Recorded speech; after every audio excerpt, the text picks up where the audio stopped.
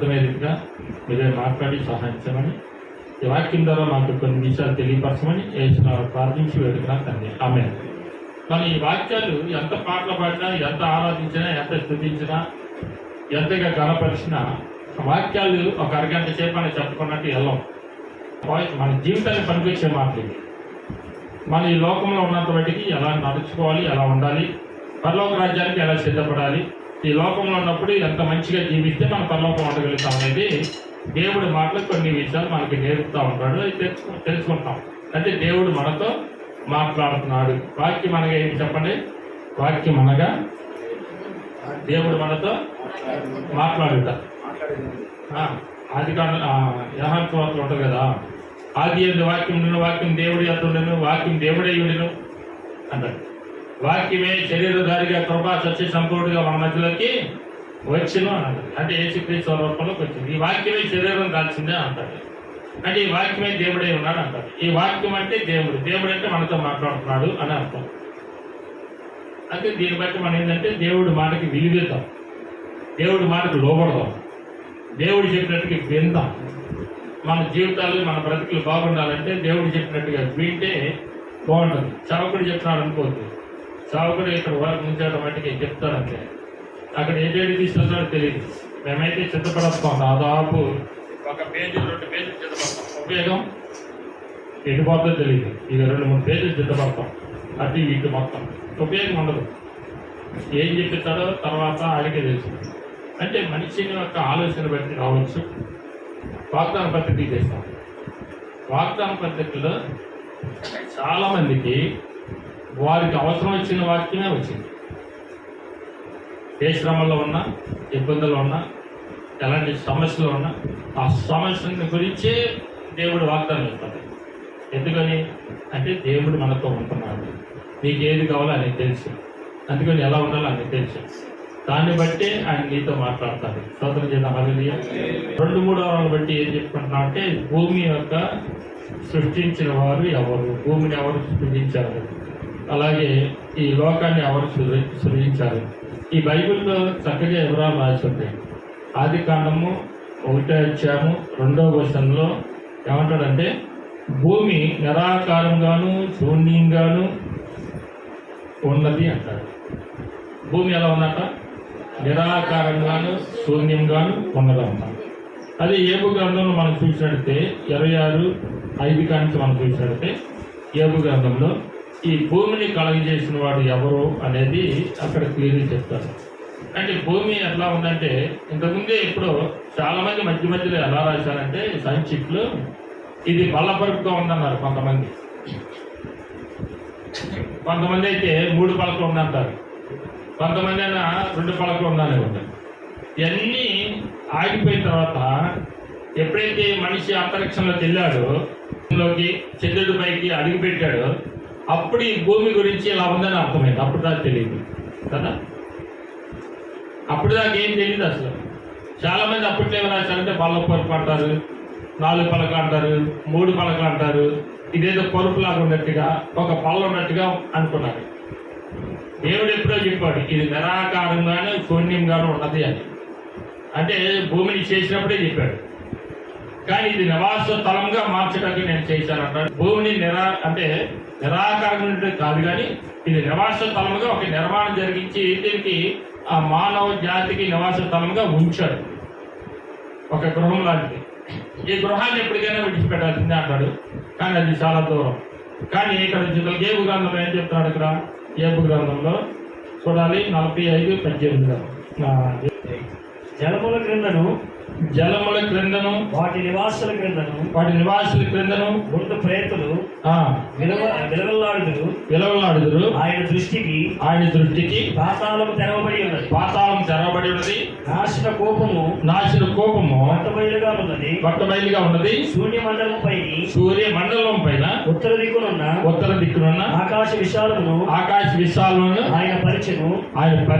శూన్యము పైన భూమిని వేలాడదీసెను. ఏమంటాడు ఇక్కడ? శూన్యము పైన భూమిని వేలాడదీసెను. ఎందుకంటే సైన్స్ ఏమైనా ఉంటుందా? గాలిలో నువ్వు రాయి నిలబెట్టి చూద్దాం, నిలిచిద్దా?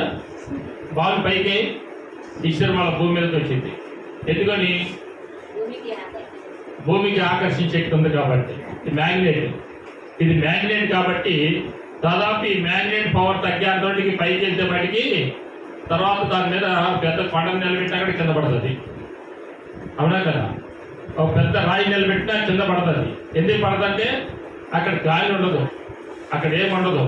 అందుకని అక్కడ పైన ఏదైనా నిలబెట్టొచ్చేమో కానీ ఈ భూమి ఆకర్షణ శక్తి ఉన్నంత బట్టికి దీని మీద ఏది కూడా పైకి చేయడానికి లేదు.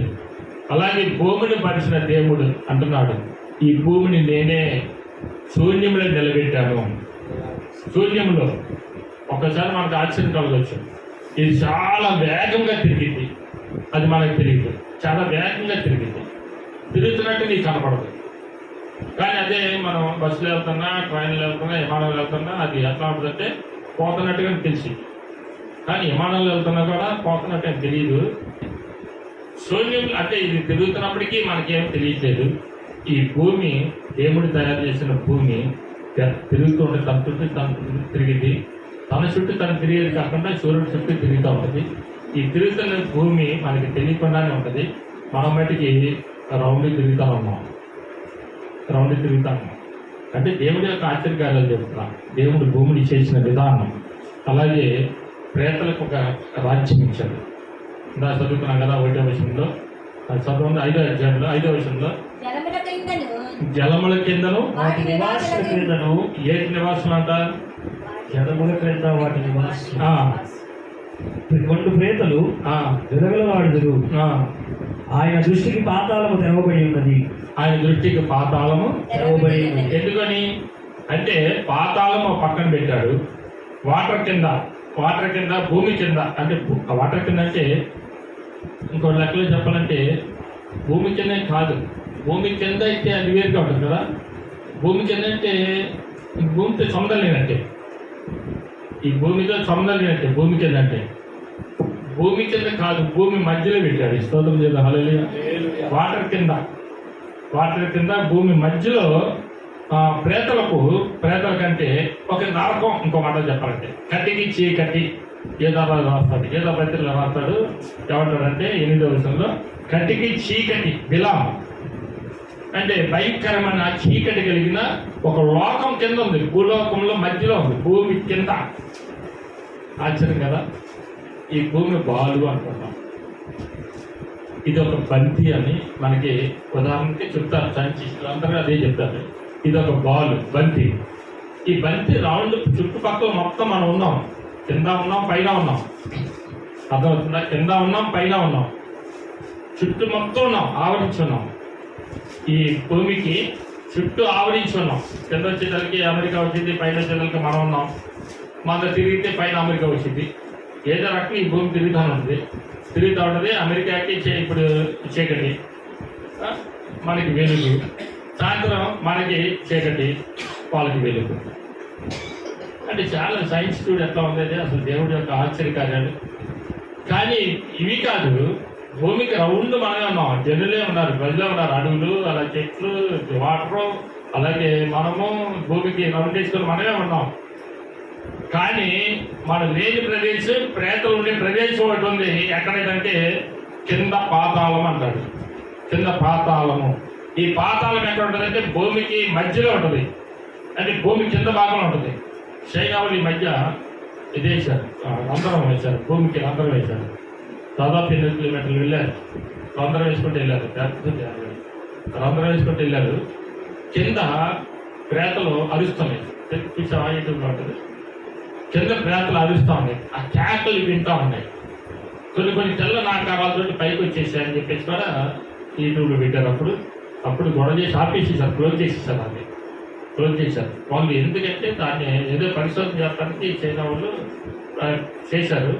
కానీ కిందకి వెళ్ళే కొద్దికి ఏమవుతుందంటే కేకలు, ఏది అగ్ని ఉంటుంది కాబట్టి, అగ్ని గోళంలో మండుతూ ఉంటారు కాబట్టి వేడిని తట్టుకోలేక వాళ్ళు కేకలు పెడుతూ ఉన్నారంట.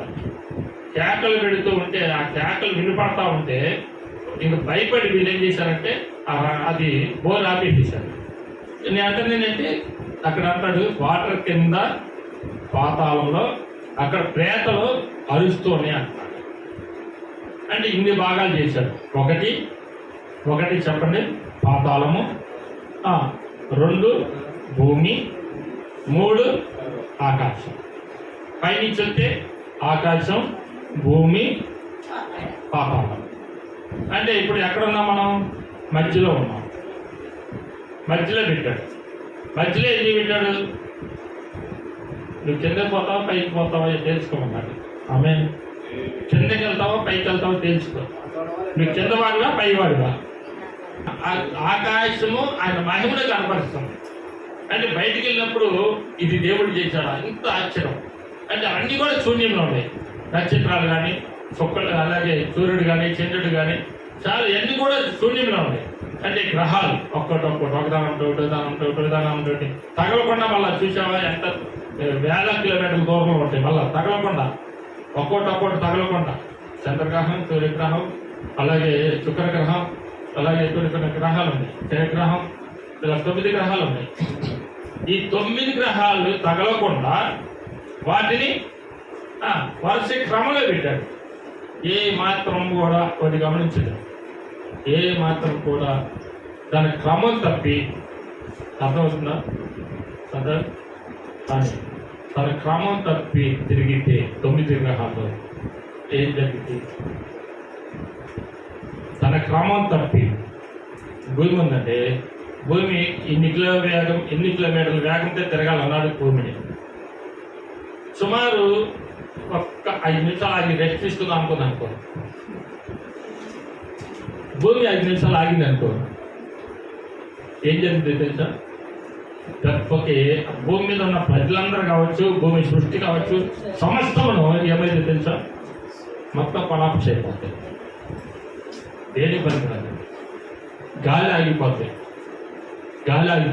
పిట్టలు రాలినట్టు రాలిపోతారు మనుషులందరూ. పిట్టలు రాలినట్టుగా భూమి తిరగటం ఆగిపోతే, అలాగే ఈ గ్రహాలన్నీ ఒక్కొక్కటి క్రమంలో తిరుగుతున్నాయి. తన క్రమంలో తను తిరుగుతూ ఏం చేస్తుంది తెలుసా?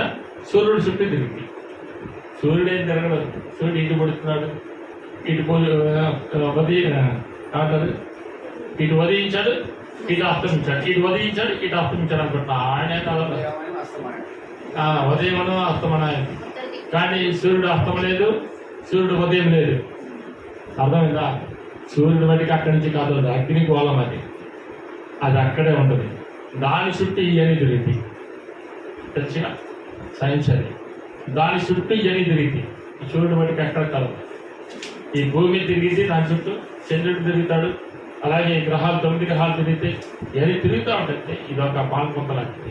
ఏంటంటే ఈ 3 ప్రాంతాలను పెట్టి ఆకాశం పైన పెట్టి ఆకాశం సింహాసనంగా ఏర్పాటు చేస్తున్నాడు. అనక ఆకాశం సింహాసనంగా ఏర్పాటు చేస్తున్నాడు. అంటే శూన్య మండలం పైన ఈ ఉత్తర దిక్కున ఆయన సింహాసనుడై ఉండి, ఉత్తర దిక్కున ఆయన సింహాసనాన్ని ఏర్పాటు చేసుకొని తిరిగి ఈ భూమి ఈ ఆకాశమును ఆయన ఏర్పాటు చేస్తున్నాడు. దేనికది ముందు ఏం చేసుకున్నాడు చెప్పు? శూన్య మండలం పైన ఉత్తర దిక్కున తన యొక్క ఆకాశమును చేసుకొని దానిపైన ఆయన సింహాసనుడై ఉండి ఆకాశం నుంచి ఆయన చూస్తూ ప్రజలను పరిపాలించడానికి ఈ భూమి మండలం పైన ఈ ప్రజలు ఉంచాడు. ఈ భూమి మండలం పైన ఈ ప్రజలు ఉంచాడు. ఆయన చూస్తాను పైన ఉంటేనే కదా తెలిసేది. రాజు ఎక్కడ ఉండాలి? నీ పక్కన సైడ్ ఉన్నాడు. ఈ పొద్దుల గ్రామంలో ఉంటే గుంటూరుని ఎలా చూస్తాడు? అలా గుంటూరులో ఉంటే అలాగే అమెరికాని ఎలా చూస్తాడు? మన ఇండియాలో ఉంటే అమెరికా చూడలేదు కదా. అలాగే అటు ఇటు కాకుండా అంతటా అన్ని విధాలుగా మనకి బయలుపడుతుంది ఏంటంటే ఆయన ఆకాశం పైన సింహాసనుడై ఉన్నాడు. ఆకాశం నా సింహాసనము, భూమి నా పాదపీఠము అన్నాడు కదా. ఆకాశం నా సింహాసనం, భూమి నా పాదపీఠం. ఎంత మందిరాన్ని కడతా అంటాడు. ఎక్కడ? ఆకాశం నా సింహాసనం అంటే భూమి నా పాదపీఠం. నువ్వు ఎంత మందిరం కడతా? అసలు ఆ మందిరం నాకెందుకు? నీ హృదయంలో నేను ఉంటుంటే. అంటే నీ హృదయంలో నేను ఉండడానికి ప్రయత్నం చేస్తుంటే నువ్వు మందిరాలు కట్టడానికి ప్రయత్నం చేస్తావు ఏంది అంటాడు. అందుకనే ప్రేతలకి ఒక భాగం ఇచ్చాడు, మనుషులకి ఒక భాగం ఇచ్చాడు. ఎంత వివరాలు ఏదైనా గ్రంథంలో చూపి అపోస్తుల కార్య గ్రంథం 7:50